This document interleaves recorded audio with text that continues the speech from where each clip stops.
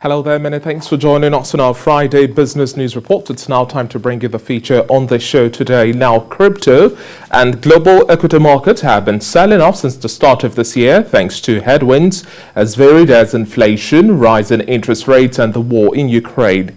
Well, joining me now virtually from London, let's take a closer look at the stablecoin market and more to understand how the breakdown of just one particular coin could crash the entire crypto world market in a matter of days. To do this and more, I have Gbenga, Onifade startup manager, the World Hackers. Thank you very much for joining me on the breakfast show this morning, Gbenga. Good morning, David.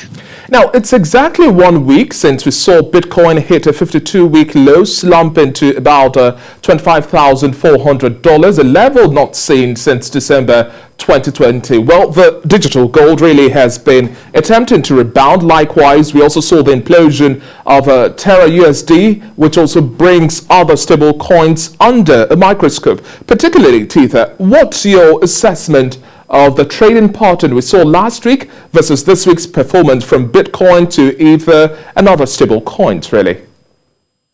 Sure. Okay. Good morning again. So Bitcoin has actually, like you rightly said, is dropped from the highs of the 68,000 last year dollars to one Bitcoin to, actually even touching us at last week or this week, sorry, the lows of 25,000 US dollars for one. And as you can see, I mean, if you look at the charts, it's actually been clawing and drawing closer and closer, lower and drawing lower anyway. On the trading angle, it has actually hit what they call a support. A support is a level whereby you think at that point it should bounce. However, with what's going on in the world, with war in Ukraine, record inflation, the world over, it's not just in Nigeria, the world over record inflation, the world points in majority, different countries pointing, looming more towards recession. Bitcoin, which used to be a risk-off asset, now looking more like a risk-on asset. And at some point, more people are actually dumping it, taking away their money because of the volatility, number one. Number two, it does actually now look a lot more like it's correlating with the real asset, the real world. So if you look at the stock market has actually been pointing lower due to the recession due to the pandemic 2 years ago, the COVID-19, which we were all aware of, except you've just been born.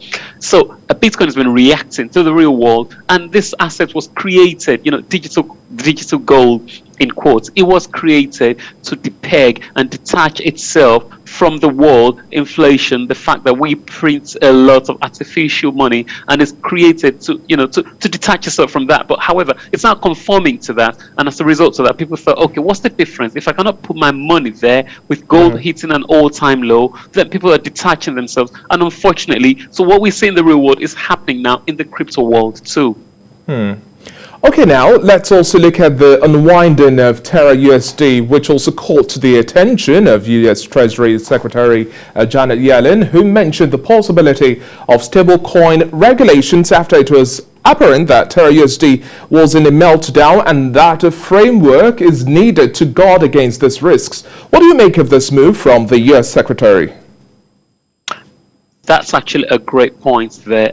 Janet Yellen, she pointed out, okay, so just in case, a quick overview for people who don't realize what's going on. So Terra, or Luna as it's known, it's one of the stable algorithm coins. So it's a coin which is based on a string of codes, and it's meant to peg to $1. So one UST is US Terra, really is meant to equate to $1. So at some point it's lost its peg. What does that mean? So a dollar actually becoming more expensive than a stable coin, because a stable coin, so if you could hold your money in UST, if you have $10, 10 UST is equivalent to having 10 US dollars. But at some point it actually lost, hitting the lows of 29 cents. And we have quite a few stable coins too. But anyway, so one thing, crypto guys and people especially invested in Terra, they call them lunatics because of the name Luna. So lunatics as well, they actually said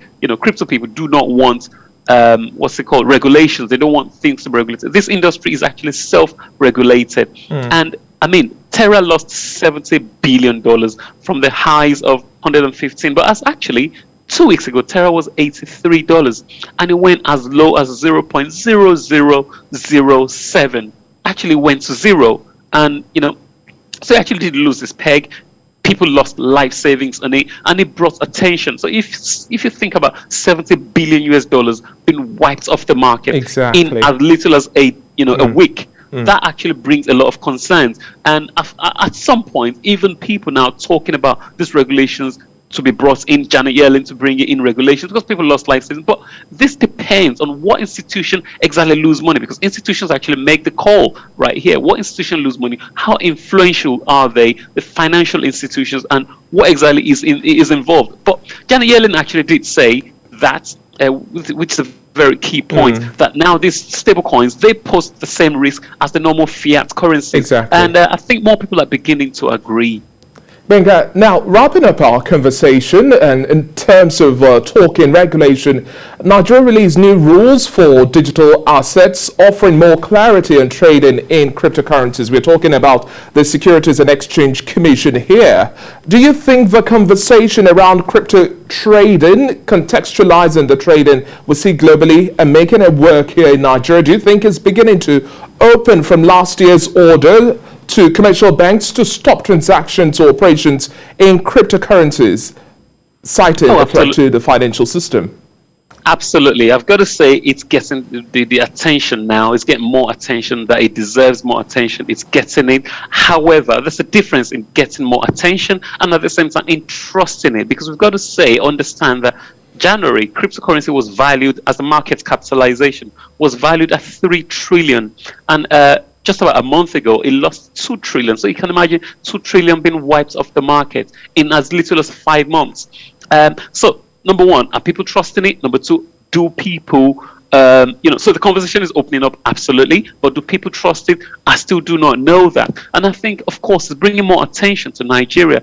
As in El Salvador, for example, they had a conference, or they are holding a conference with about 44 countries invited. Funny enough, Nigeria is actually one of the people who's going to be at the conference as well. Again, talking about this cryptocurrency. So yes, it's opening up conversation, but does it actually pose a threat to the Nigerian financial institutions, to the government? Not really yet. I think a part of it will say, because a lot of people were putting their money in, but if you look at the recent events of losing all that funds, I think there's something wrong there. That's number one. Number two, it needs to be well defined. Is it a security? Because if you think 2028, that was about 4 years ago, there was a stable coin. It's called a base coin. It was decided that it was a security, and it lost its peg. They had to refund all the money back to the investors according to Security Exchange Commissions, and it has to be wiped off the map. And this is going to be happening more. So I think if these guys are going to be well accepted, even though it's a self-regulated department or industry, things have to be more clearly defined. What box do you fit in, and that's for them to be accepted. Unfortunately, it cannot stand alone. We have so many players in this game, and right now I think investors are losing a lot of money. Well, we'll continue to keep tabs on all of the latest as the play out, and regulations are necessary to ensure we have a sanitized market. Thank you once again for your time on the Breakfast Show this morning, Gbenga Onifade. Thank you, David, for having me.